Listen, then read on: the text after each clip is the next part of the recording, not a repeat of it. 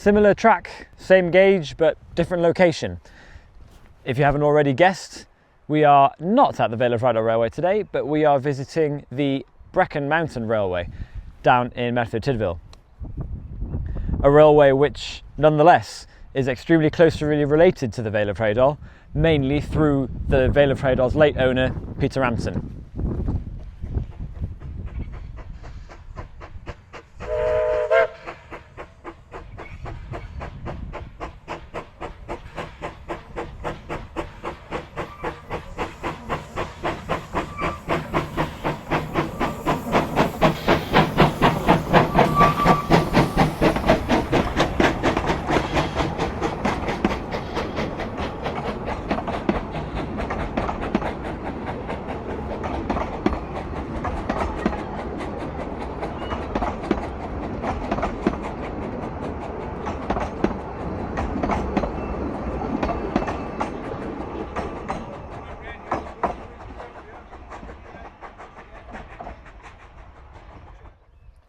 This is the first in our series of Vale of Rheidol and Brecon Mountain Railway collaboration videos. This is my first time down here from Aberystwyth to the Brecon Mountain Railway this year, and I'm fortunately joined by Huw here, who knows a lot more about this area than I do.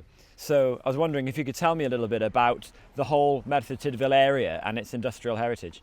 Okay, yeah, greetings. We're at the northern edge of Merthyr Tydfil, industrial-wise. This is limestone country. We've left the iron ore, we've left the coal, but this is crucially important. Limestone would be a flux as a kind of soothing agency in the making of quality iron ore. So around us are limestone quarries which would need supplying the various works in downtown Dowlas and Merthyr Tydfil. How to get them from the quarry to the furnace, railway lines.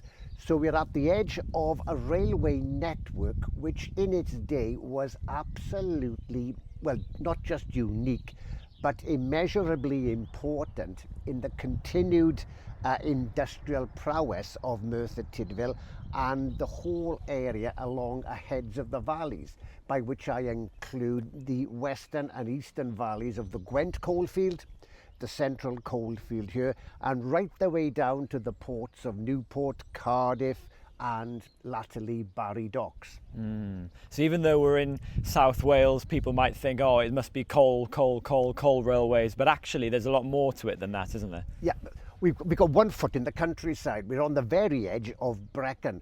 We're on the very southern limit of Bannau Brycheiniog, Bannau Brycheiniog, the renamed Brecon Beacons National Park. This is high ground. This is impenetrable ground as far as the railway was concerned until the technology and the metallurgy was available to punch a line through the highest points of this terrain to get north to Brecon. Nobody was much interested in going north. All the railway lines, the canal, the roadways, as today one would discern, went south to the coast. That's where the goods found market. But what of Breconshire and the contributing counties you've come in from Aberystwyth this morning? Population and foodstuffs in abundance were needed to maintain this industrial network here. How to get them in quickly, cheaply, efficiently? One word answer: railways. Railways. I see that we've got what looks to be like a tunnel ventilation shaft right next to the station building here, clearly from a different period. What's the story of that? These are fondly known as the pepper pots, for obvious reasons. I wonder if many people, unless born of a certain generation like myself, would realize that we are standing above, and these were the ventilation shafts for the Morlais tunnel, fondly known locally as the Miler Tunnel, because it was, you'd be shocked to hear, about a mile long. Well. And it connected the line coming from Newport through underground the golf course, the quarry, on a wide loop into Merthyr Tydfil town proper. There was no other way. Right. Now you can follow that route from the other end of the Myler Tunnel on the Taff Trail, bike it or walk it. You cross two stupendous purpose-built viaducts, Ponsarn and Kevin Coyd. The line then disappears under the A470 and new developments, not least Trago Mills. But that's the geography, that's the location I'm talking about. This was a crucial linkage, 1879. It was broken to get a connection from the Gwent valleys into Merthyr Tydfil and therefore further out west through the Aberdare Tunnel towards Neath and Swansea. It really shows the extent to which engineers went just to connect these various towns in South Wales, the importance of that industry in this area, doesn't it? Tunnel after tunnel, viaduct after viaduct. That's right. It didn't matter. Didn't matter. Nothing was insuperable. Just put your mind to engineering. It was done efficiently. It was built to last, and it connected Merthyr Tydfil with every point of the compass until the 1960s. So we're standing now on the site of the original Pant station. What was the history of this station and the railway that came through here? This is a new vista for me entirely. This took the line from Newport northwards towards Brecon, or if you wanted to veer off, into Merthyr Tydfil. We're on the edge of the countryside, and this line would bring freight, passengers. 8 a day were departing on this line, going north and south. It would bring farm produce, fresh milk, poultry into Merthyr Tydfil, and of course it brought a much needed population from your part of the land, Montgomery, Meirionydd, coming south to work, not so much in the ironworks now, I'm talking now being 1870 onwards, but in the southern collieries, Merthyr Vale, deep navigation, there's a significant name, Treharris, crying out for manpower. They were digging coal a mile underground. This was Coal Society Wales. It was being fuelled by the labour from mid Wales and from England and from Devon and Somerset. And they were coming in, propelled here on one-day journey by railway. Right. So this is the Brecon and Merthyr Railway then, isn't it? Yes. Or yes. as it was often called, the Brecon and Merthyr Railway. That's right. It was a music hall joke. It never ran on time.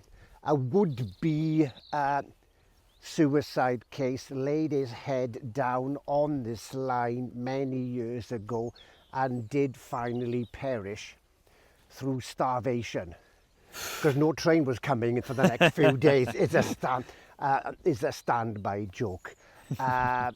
It had borrowed livery from the Midland Railway of orange and red. It was a scenic journey, as is today for sure. It was an iconic route, and it linked Brecon. It was in Brecon's interests more so. Brecon put up the finance, the Wilkins Bank. To connect themselves to the world. Let's come south. Yeah. George Thomas Clark, trustee of the Dowlas Ironworks, at the opening banquet, Castle Hotel, May the 1st, 1863, talked about this line opening up Brecon as what he called the Yorkshire of South Wales. That the produce, the human population, the potential into mid-Wales was boundless. He had this energy and this vision that linked North and South Wales, not just East and West Wales, will bring people, for the benefit of the whole of Wales, into relatively well-paid employment in the burgeoning South Wales valleys, which, as I said, is now coal mining as much as it is steel making. And what's quite sad really, that statement is quite true today, isn't it? Yes. In that we are left once again today without a railway that connects North and South Wales. So we've got the same problem again. That's it. 150 years later. That's right, that's right. Because this was a beaching, I assume this was closed during the beaching period. Yes. Just before. It ran freight for the last few years. It was crucial during the Second World War, taking coal to the Midlands. there was the ICI ammonia works just a mile south of where we are, which transported at night liquid ammonia, coal supplies, passengers, but only in the daytime. And of course, we forget the railway system was a major employer and a major consumer of best quality South Wales smokeless steam coal, and of course all the metallurgy for repair and maintenance from local foundries. Yeah. Railways was the lifeblood of Merthyr Tydfil in more ways than is actually obvious. You set your clock and your daily regime by the railway timetable. That's amazing. However, nowadays there's another railway here that still employs just under 30 people. Yep. And we'll go over there and have a look at that now. Carry on. Certainly, yes. So the Brecon and Merthyr Railway closed in 1964, I believe, was it? Yes, that's right. And the Brecon Mountain Railway over there, on a different site now, that opened quite a while after. What was the story of... Well, a guy called Anthony, or I always knew him as Tony Hills, a bear of a man, very affable. He and his wife, because behind every great man, of course, is an even greater woman, he and his partners and a whole bevy of railway enthusiasts made a best fist from the late 1970s in making a dream come true. They couldn't use this site here, so they purpose-built what is now the terminus of the Brecon Mountain Railway, and it opened 1980. Tony and his wife were living at the Ponsticket Junction station master's house and signal box. I think he was building the place to make it habitable around him. And that's the next stop down here, isn't it? That's Ponsticket Junction, yes. His wife was working in one of the local schools, so she had a prowess as a more than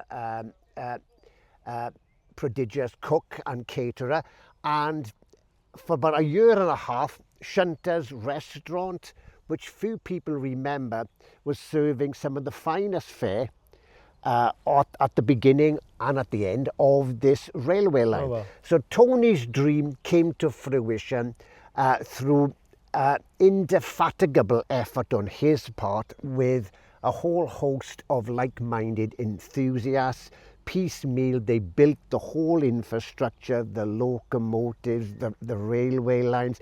I was telling you earlier, it came to a shuddering halt somewhere round about the late 1980s. They could not get a narrow gauge track for love or money. And then if you ponder, you'll realise why.